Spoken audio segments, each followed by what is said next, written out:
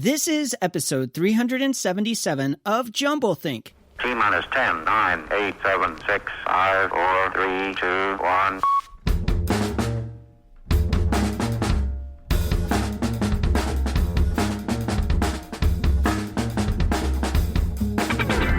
Welcome to Jumblethink, where we interview dreamers, makers, innovators, and influencers all about their journey of turning dreams and ideas into reality.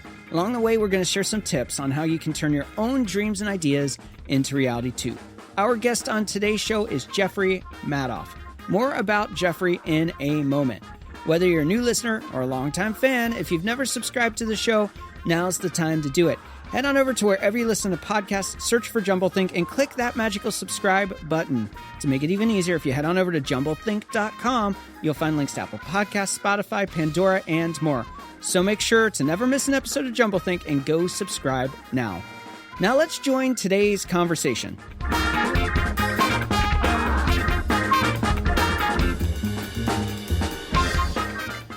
Hey there, friends. Welcome to Jumblethink. My name is Michael Woodward. I am your host.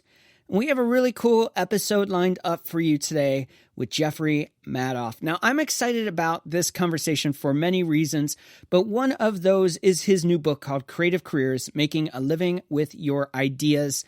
That's what our show is all about. So this is a phenomenal conversation that I hope inspires you, challenges you, and gives you some resources on how you can turn those dreams and ideas into reality. Now, Jeffrey has a crazy story, an incredible journey. He is a film director, a photographer, a playwright, a producer, and a professor in New York City. He is the founder and CEO of Madoff Productions, a production company that creates award-winning content. He has spoken at Wharton School, New York University, the Fashion Institute of Technology, North Carolina State University, South by Southwest in Brazil, Google Next, Barclays Bank Rise, Verizon, the Vision Summit, Genius Network, Horizon Media. He has done a lot, and he knows his stuff. We're going to talk about how he got into the world of video production. We're going to talk about how he teaches on the world of creativity and making a living from it. It's a really fascinating conversation. So let's go ahead and join our conversation with today's guest, Jeffrey Madoff. Hey there, Jeffrey. Welcome to Jumblethink. I am so looking forward to this conversation. Me too. And thank you for having me on. I don't know. Obviously, your listeners don't know that we've gone down the rabbit hole even before we started here of conversation, which has been great. Yeah, I've enjoyed, we've been offline before recording, should have recorded it. There's a lot of good, fun stuff, especially if you love New York City, which I do, and I know you do. We'll have to do an episode one time just about New York City. That would be a lot of fun. Love to. You have a fascinating career. The more I dove into your background and story, you go to college for psychology and for wrestling. You end up as one of the most influential young designers in fashion. And then you end up in the world of film, working with Ralph Lauren and Victoria's Secrets and Harvard and Radio City Music Hall. You have a diverse and storied background that is unique. I don't think of many people who, in different capacities of creativity and creating, have explored different spaces as much as you may have done. Well, ultimately, I'm seduced by ideas. And that's what's fun for me. Yeah. And that's not always, by the way, the most prudent business decision to make. Hey, why don't you write a play? There's easy money. But I've always managed to somehow figure out a way to make a living doing what I love doing. Yeah. And I have pretty boundless curiosity about an awful lot of things. And so engagement, I think, is the key thing to me. Yeah. Being excited about what it is you're doing. Yeah. And figuring out, so how do I do this so I can actually make a living doing something that I really love doing? Yeah. You mentioned the word curiosity there. And I think that in our culture, we've somehow lost curiosity. Maybe it's the advent of the cell phone where we can always get the answer to our question. I know I'm bad at that, where if I wonder what the answer to this question is, I'll just look it up. And I think back to my childhood and my college years, and you would have an hour-long discussion or argument with friends around a restaurant table, and just because of curiosity. And then wonder goes right with it, that sense of awe and mystery. That seems to be, like you said, kind of one of the spark points for ideas for you, a place of curiosity that leads to ideas. And even in your book, you talk about these sparks aren't lightning bolts moments. So talk to us a little bit about how you explore in the sense of curiosity that leads you to these moments of ideas. Well, I think that what's most important is to expose yourself to a wide diversity of opinions and ideas. I think that, unfortunately, many people are very siloed in their thinking. Yeah. They don't see how the dots connect in that way. And if you're open to it, and you're open to that exploration, you're open to ideas that you don't even necessarily agree with, but you can hear about or learn about. And so I think that fostering one's creativity comes from exposing yourself to theater, film, books, going to conferences, going online and just going down the various rabbit holes that you can go through on YouTube, or Googling articles, or watching clips from movies, or listening to musicians and seeing who else played with them, and going to conferences nowadays online.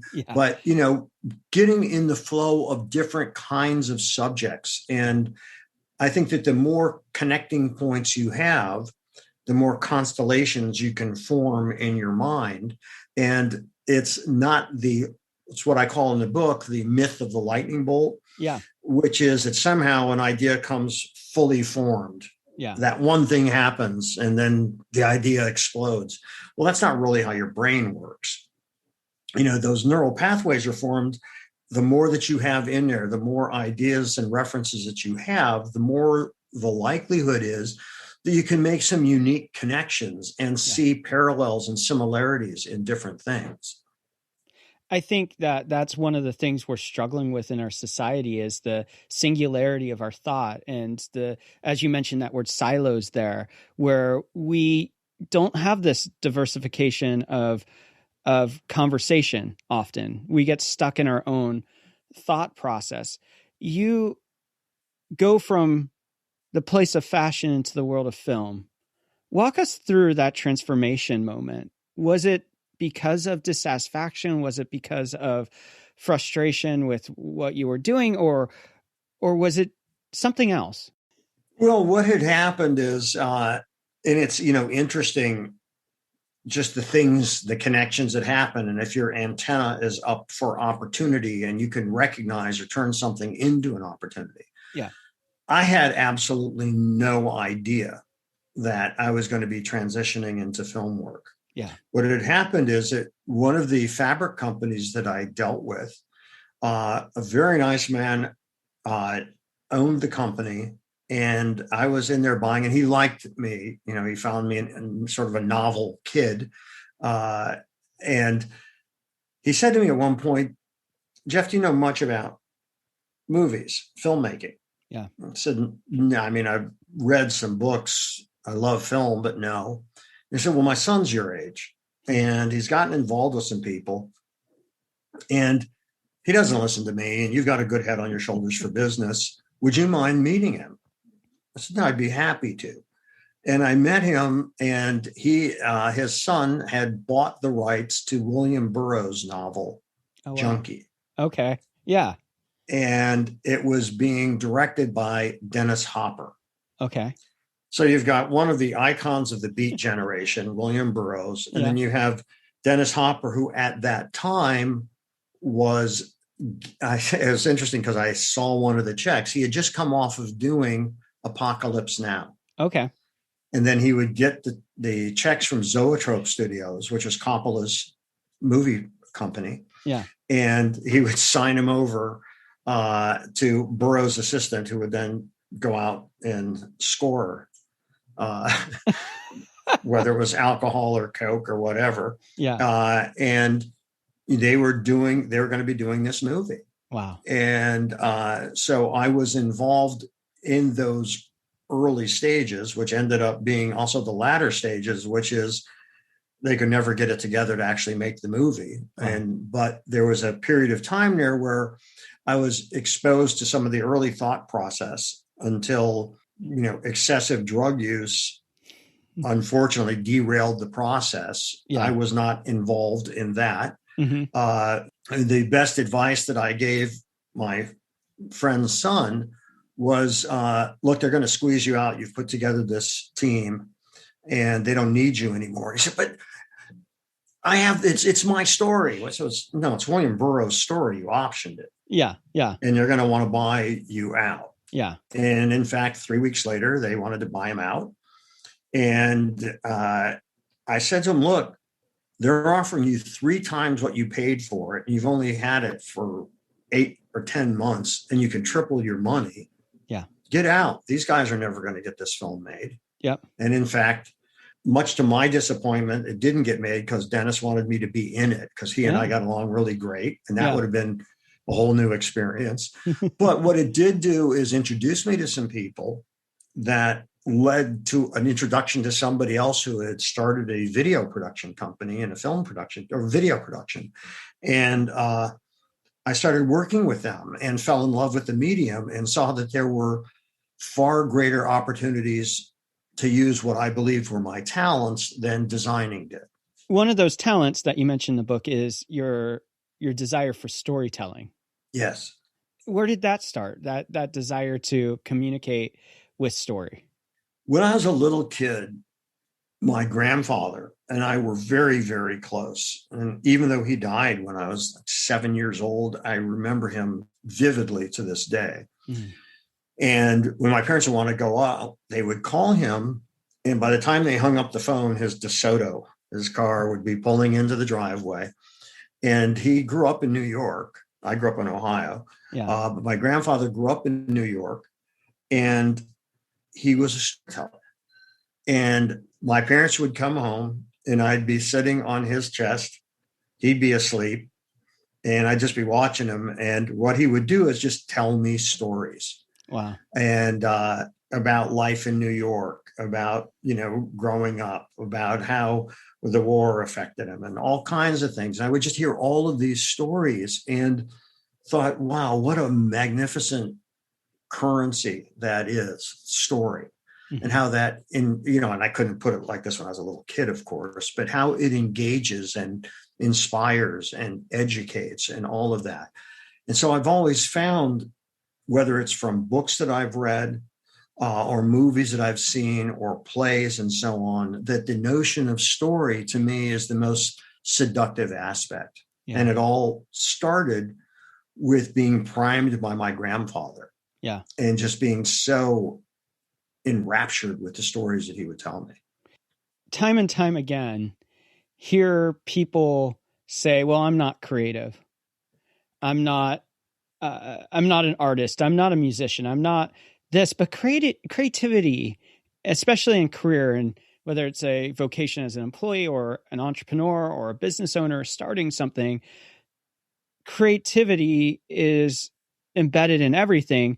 But that creativity is best informed, in my opinion, by the weaving of idea and story together. That's where the power comes from. Talk to us about how story impacts idea, how story impacts what we do when it comes to whether it's a job or the creativity that we create in different medium. How does story and idea go together to really create a powerful duo?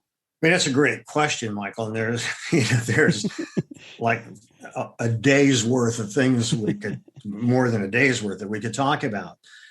I first want to address the aspect of people who say that they're not creative. Yeah.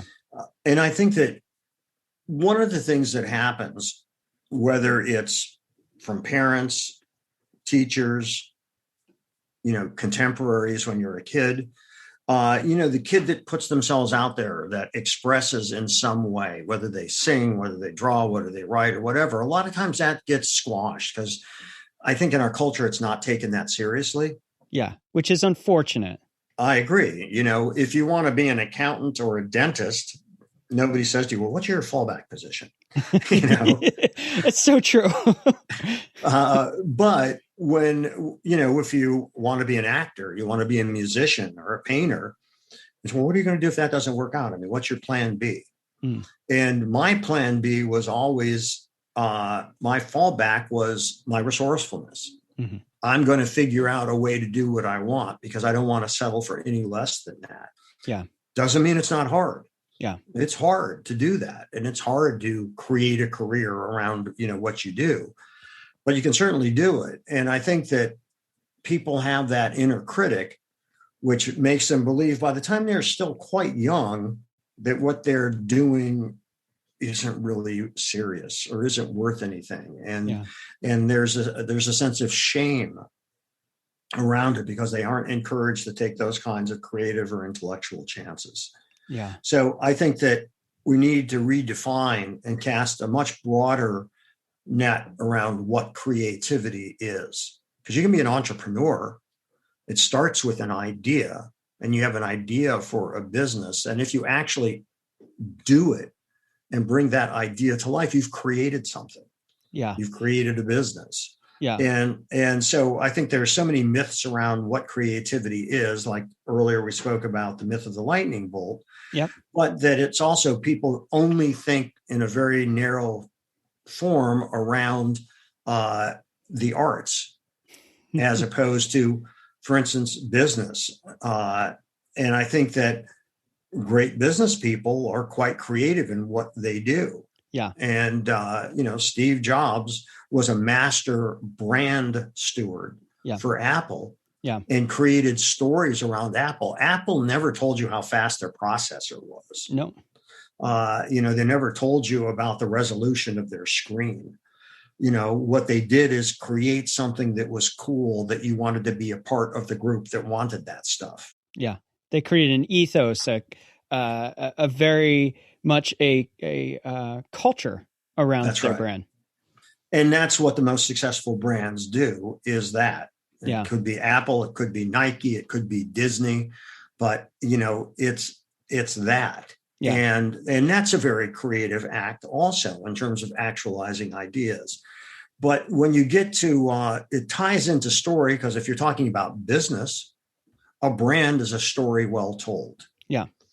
And that story resonates because people are overwhelmed by facts. Yeah. And you don't really remember the facts. But when you embed that in a story or an allegory or something like that, then it engages people on an emotional level. Yeah. And we are not nearly as logical as we think we are.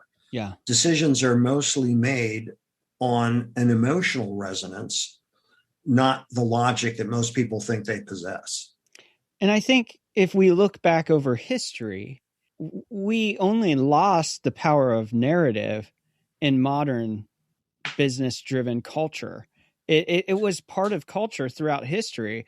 You look at the greatest writings of time, whether it's a religious writing or a secular writing, story was the narrative in which they told parables, which they told life lessons, which they told messages that changed culture and society. And yet we feel like, it seems like in our business culture, that we know better and that we can put a good slide deck together, do a good presentation, give them all the facts, and that's going to close the deal in business.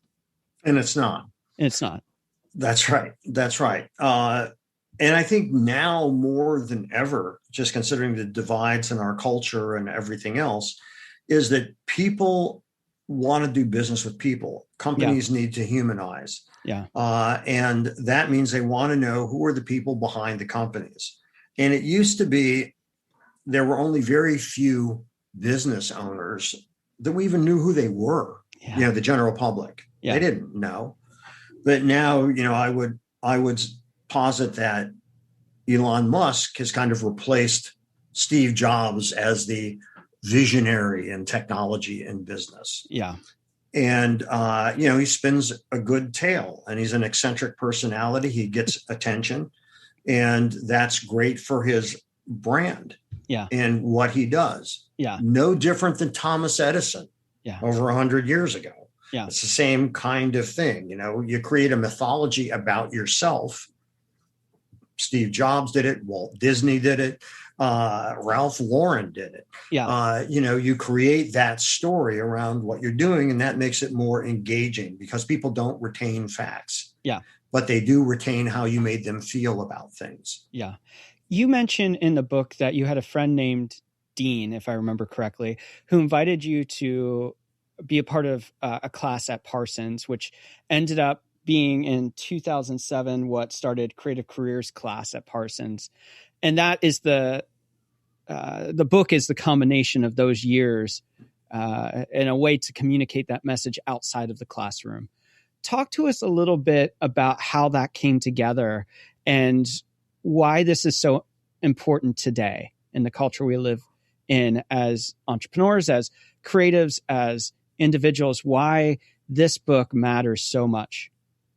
It matters because I work so hard to get it done that I want people to get it. I think I'm proud of the book, and I'm proud of the ideas that are in there. And the reason that I think the book is so rich with ideas is because of the generosity of the sharing of the fantastic guests that I've had over the years in the class. Yeah. And I think that good ideas need to be shared. Yeah. And that good ideas need to be exchanged. Yeah. And there needs to be vigorous debate and critical thinking around ideas. And my hope is that comes through in the book, because I wanted those ideas to reach a much wider audience than just the class.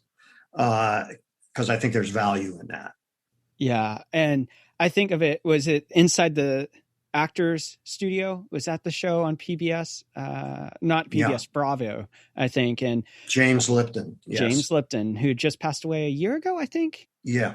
This, to me, when, I've not taken the class, I've not seen the class, but it feels like the class is that for creativity, for business, for those people who are looking at approaching this differently. Is that a fair assessment?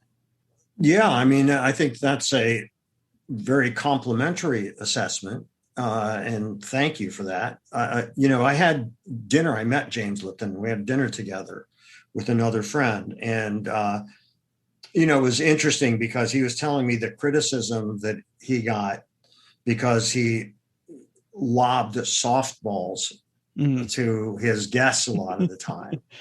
And he said, well, the reason that I do that is because I want to get guests. Yeah. And if I bring people on and, and then I try to set them up for something, they're not going to want to come on my show. Yeah.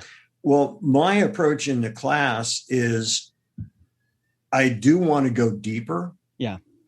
I do want to find out, well, so what motivated you to do that? And I do want to get past the answers that many of the people I interview have been interviewed, like you. You've interviewed so many people, they've been interviewed so many times. Yeah. So how do you find a way in that's going to give you unique information? Yeah. That makes it even more interesting and engaging to your audience, because as the interviewer, like me in my class, like you in the podcast, you're a proxy for your audience, right? Yep. So I think for Inside the Actors Studio, it was fascinating because you would hear things that you would not hear otherwise. In my class, I'll also oftentimes go deeper into the motivations of things. And one of the first questions I ask my guests are, if we knew you when you were a kid, would we see any indications of what it is you're doing now? Wow. And sometimes, so yeah, and they go into another one and say, not at all. Wow. And either way is a path to go down. Yeah. And so, like you, I love talking to people. Yep. And I love that exploration of where the ideas can take you. And although I do prepare, like we were talking before we just started recording, how you prepared for this, and you and I prepare the same way. You do research on your guests and, give them the respect that in exchange for them being so open with their ideas and sharing with the students, be prepared to ask them good questions and show that you are familiar with their work. And, that pays off in so many ways because it creates the best interviews aren't interviews, they're conversations. Yeah. I always say the conversation I want to have on the show is a conversation you can't hear with the guest anywhere else. Because if it's already been said, it's a cliche, really. It's a cliche of that person's story of what they're promoting, what they're saying, and what they're doing. And so I want to have the unique conversations. And I think that's what creativity is and what we do, is that we want to have this fundamental place of saying, I've pioneered something that's different, that I've told a story that's not been told before. I've shared a moment or changed a life in a way that wouldn't have been done if it wasn't for taking the risk that I've been on. Now you get into the power of entrepreneurship and how people misunderstand what entrepreneurship is in the book. Well, I think that the mythology around entrepreneurship and the misconception is, people say, you own your own business, you control your own time, and, how wonderful all of that is. And all you have to do is start your own business. Yeah. Well, starting a business is relatively easy. Growing that business is harder. Yeah. Sustaining that is even harder. Yeah. So, I don't know any entrepreneur, and I know a lot of entrepreneurs that don't work their ass off. Yeah. Everybody that I know has not only works really hard, even those who I know have achieved tremendous success, not only still work really hard, it's a roller coaster ride. Yeah. And, there are times when things are going great and that's wonderful. And there are times that it's really tough and you're wondering how you're going to make payroll, and I've been there. I know what that's like. Well, and the fact is that anybody who is an entrepreneur has been there. Yeah. But, I think we also like to project much more positive pictures of ourselves. Yeah. But I think that that's an illusion. And I think we would all be better off if you communicate more honestly about the struggles. Yeah. And, and then how you overcame those or how you dealt with it. Because we all have fear and doubt. We all have to confront obstacles. There are times that it's just really tough to move forward, but you have to keep moving forward. Yeah.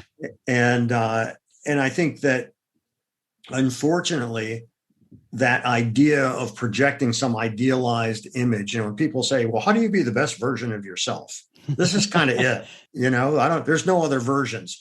Sometimes it may be more appealing than others, but this is kind of, there isn't a better version. I never understood that phrase. And I think entrepreneurship is something that if people were more honest about it's hard, it's difficult. I think that people wouldn't be harboring the kind of illusions about it that are so prevalent out there. Yeah. One of the things I love about the book is that I see three elements of the book, really. I see the element in which you walk us through different questions about creativity and careers and ideas. I see a part in which you bring in the voice of others. I think it's 49 different people that you have intertwined with their story from conversations you've had, and bring that into the book. And then you have calls to action at the end of each chapter. If I'm coming into the book and I'm going, I need to rethink, I'm not happy with what I'm doing, I know that I have ideas and dreams inside of me. This book is more than just, I'm going to tell you stuff. You're asking the reader to do stuff. So what do you want the reader to get out of this book? What do you hope that their experience is as they read the book?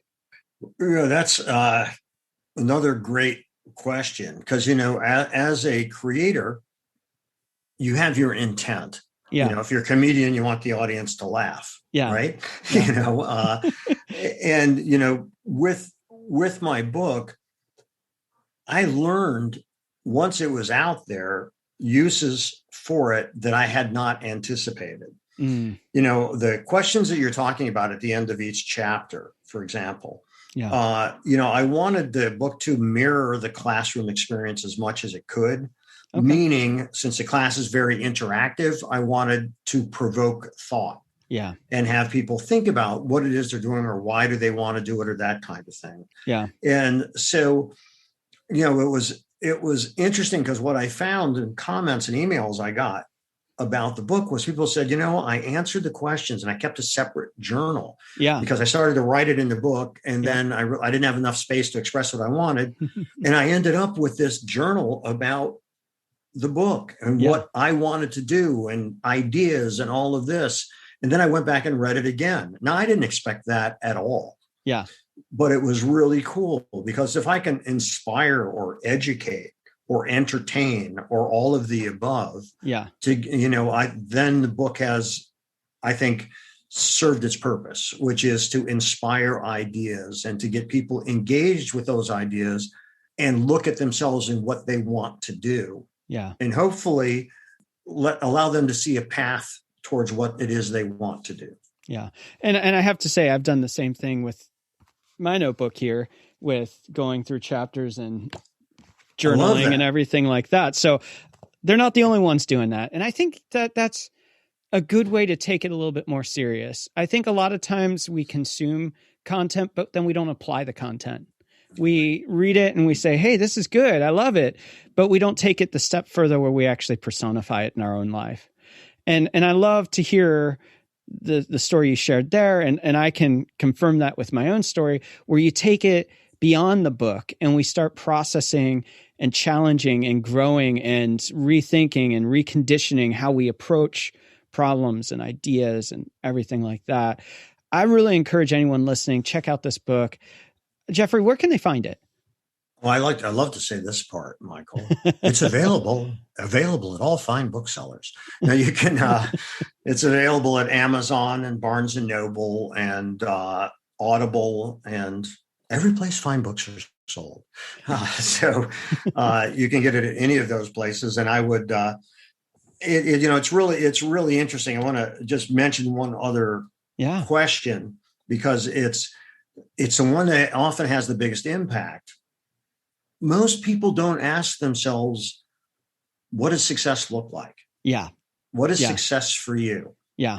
Because all of these books out there, and it's another thing that motivated me writing this, is, chances are you're not going to be Steve Jobs. Chances are you're not going to be Elon Musk. Yeah. Chances are that you're not going to become a billionaire. Yep. But there's nothing the matter with having a career that fulfills you emotionally and, of course, pays you enough that, that you can make a living doing what you love doing. Yeah. And so I think there's success and there's fulfillment. Yeah. And I think you have to ask yourself those questions and define what that means for you. And I don't think most people do. And I will say that I have worked with many very famous people who have amassed great wealth, who are miserable. Yeah. Because they hit a point, is that all there is? Yeah. And their life doesn't have a sense of purpose. Yeah. Because it seemed like their purpose was replaced with quantifying their success by how much they had in the bank, how many homes they had, how much money they spent. And that was no longer fulfilling. It became very sad. Yeah. Because they never asked themselves that question. Yeah. And, so what do you want and what are you willing to do to get it? Yeah. Yeah. I love that. We're going to take a break here. When we come back, we're going to close this out with our rapid fire questions. We'll be right back.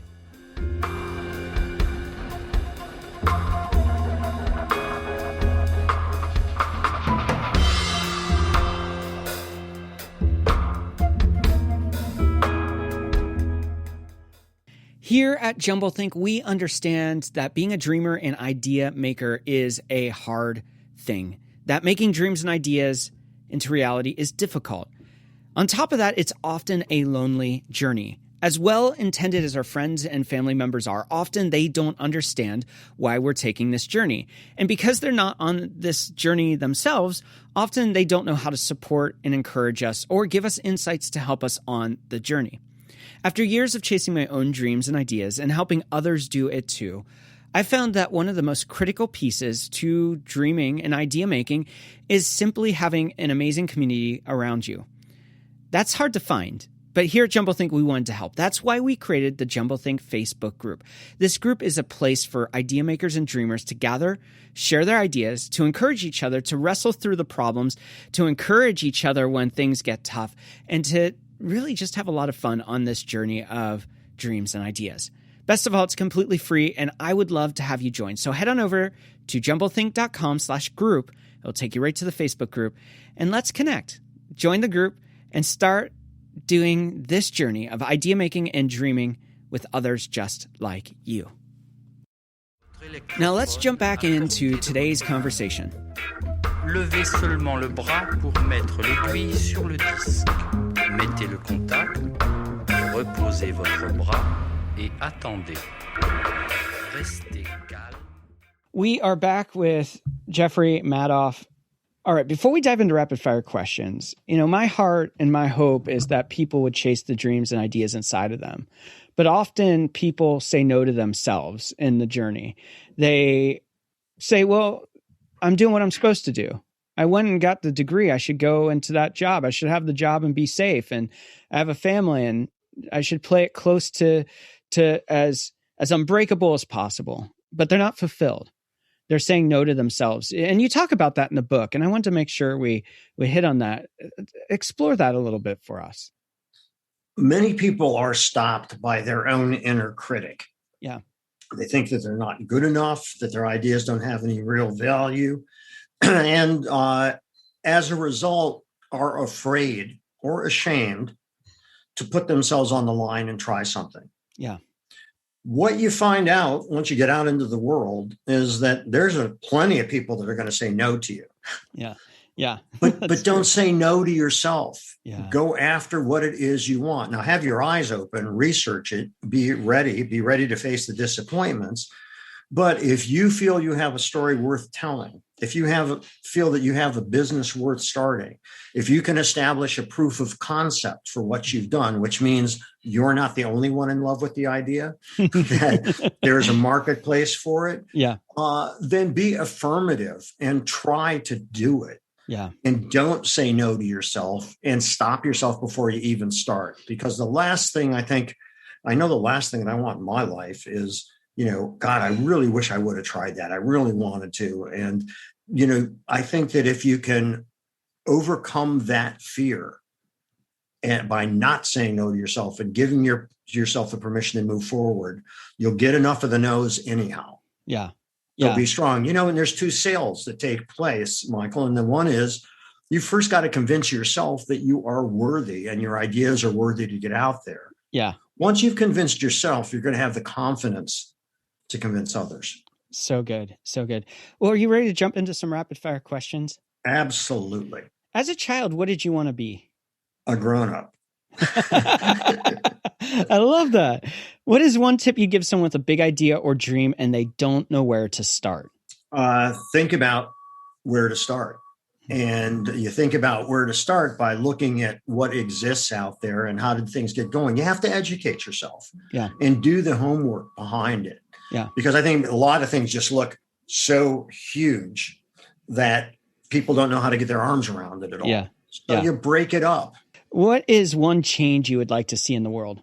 Meaningful communication and empathy so that we understand the pain of others and are more disposed towards helping each other overcome those things than paralyzing progress because we're afraid. Yeah. What do you want your legacy to be? I'll be dead. So really no. Let's just say that I hope that there are good stories told about me by my family and friends, because memory of others is nourishing to the spirit. Yeah.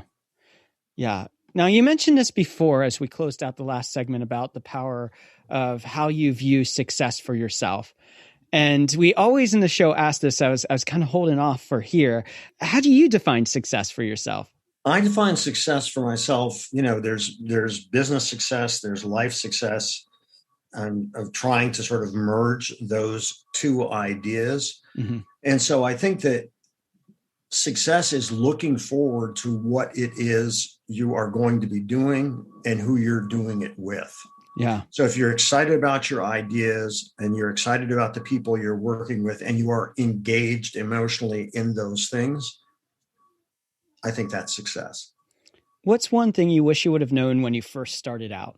How high Apple, Google, and stock was going to go. I have that pain myself. Our final rapid fire question is, what is one dream you are still wanting to fulfill in your own life? That my play opened successfully on Broadway, and that Lloyd Price, the man that the play is about, is healthy enough to be able to attend opening night. Yeah. I wanted to mention this earlier in the show, and the conversation just went in a different direction. You do have a play coming out in 2022 at the People's Light Theater about Lloyd Price. How can people stay up to date on that? How can they go check this out and see it? They can go to the People's Light Theater website. Mm-hmm. It's not posted yet because it's in their 22 season. So mm-hmm. We're early, but I would say in the meantime, Google Lloyd Price, because you may not know his name. You are going to know his music. Okay. And it will be familiar to you. And his life was at the crossroads of the civil rights movement, the birth of rock and roll, and the youth movement. And it's an amazing story, and particularly timely now. I always like to leave our guests have a final thought as we wrap up the conversation. What would you like to leave all of us listening with today? Stay curious. Constantly educate yourself and inspire yourself by exposing yourself to the huge banquet of ideas that are out there. Yeah. And allow yourself to really explore and wander, which can give you a sense of wonder about what's going on out there. Thank you so much for taking time out. I am really enjoying the book. I haven't gotten the whole way through it, but I will be finishing it over the next couple of weeks. I'm taking it serious, so I'm taking it slow, section by section, and really processing it. And I'm excited about how it's even challenging myself. So thanks for telling us about the book. Thanks for taking time out and being on Jumble Think. I appreciate it. Well, thank you, Michael. It's been a wonderful conversation with you. I forgot we were doing a podcast. I thought we were just virtually having a coffee together and talking about life. So thanks, man. Once again, I want to thank Jeffrey for taking time out and joining us here at Jumble Think. This is the kind of conversation we love having, and I hope you will go check out Jeffrey's book and all that he is doing. The links are in the episode notes. And as I just said, this is the kind of conversation we're all about. These are the kind of things that we hope challenge you to chase the dreams and ideas inside of you, that you don't settle for second best. You don't just choose to go down the path of expected, but you take that wandering journey on an exploration of what's possible. The exploration of the dreams and ideas inside of you. And I hope today's conversation has sparked a curiosity to pursue that you will choose to step out into the unknown and maybe find that career, that vocation, or even just simply the passions inside of you and make them reality. We believe you were created for something else and that your dreams and ideas matter. We can't do it for you. We can't make you do it. And I hope that you will choose to believe in yourself and the dreams inside of you and step out into the unknown. If you are on that journey, we would love to hear from you. Drop us a note at hello@jumblethink.com or through the contact form at jumblethink.com. We'd love to hear about your journey, about the dreams and ideas inside of you, about the things that you're chasing and pursuing. Ultimately, we believe that you're created for amazing things. So get out there, dream big, and change the world around you. Sur les côtés, vous êtes une autre personne. Les mères de famille, les enfants, peuvent également prendre un moment revitalisant. Dans quelques mois, lorsque vous aurez bien saisi la technique et que vous serez maître de votre corps, vous pourrez vous décontracter même en travaillant.